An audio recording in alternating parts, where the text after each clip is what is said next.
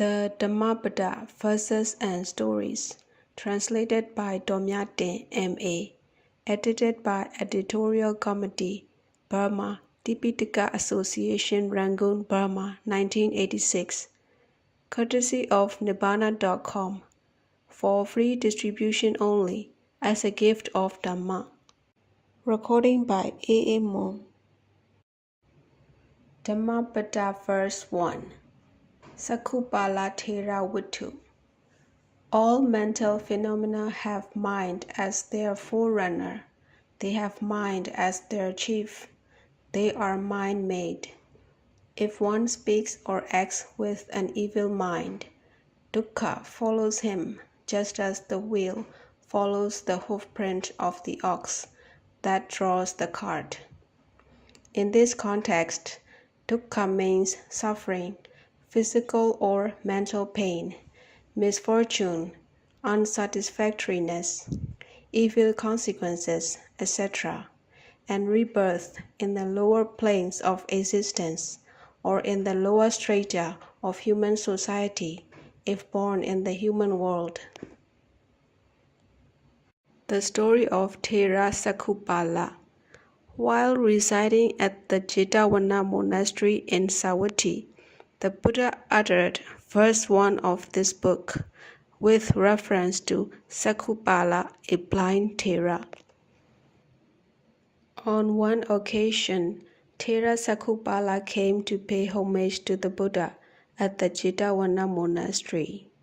One night, while pacing up and down in meditation, the Thera accidentally stepped on some insects. In the morning, some bhikkhus visiting the Thera found the dead insects. They thought ill of the Thera and reported the matter to the Buddha. The Buddha asked them whether they had seen the Thera killing the insects. When they answered in the negative, the Buddha said, "Just as you had not seen him killing, so also he had not seen those living insects. Besides, as the Thera had already attained arhatship, he could have no intention of killing, and so was quite innocent." On being asked why Cakkhupala was blind, although he was an arhat, the Buddha told the following story. Cakkhupala was a physician in one of his past existences. Once, he had deliberately made a woman patient blind. That woman had promised him to become his slave, together with her children, if her eyes were completely cured.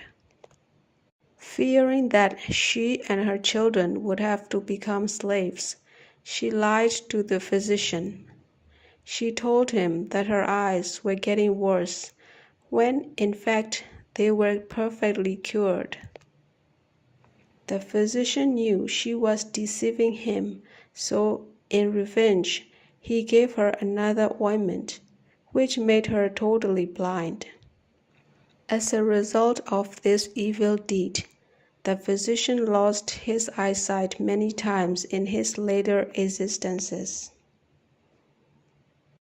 Then the Buddha spoke in verse as follows. Verse 1.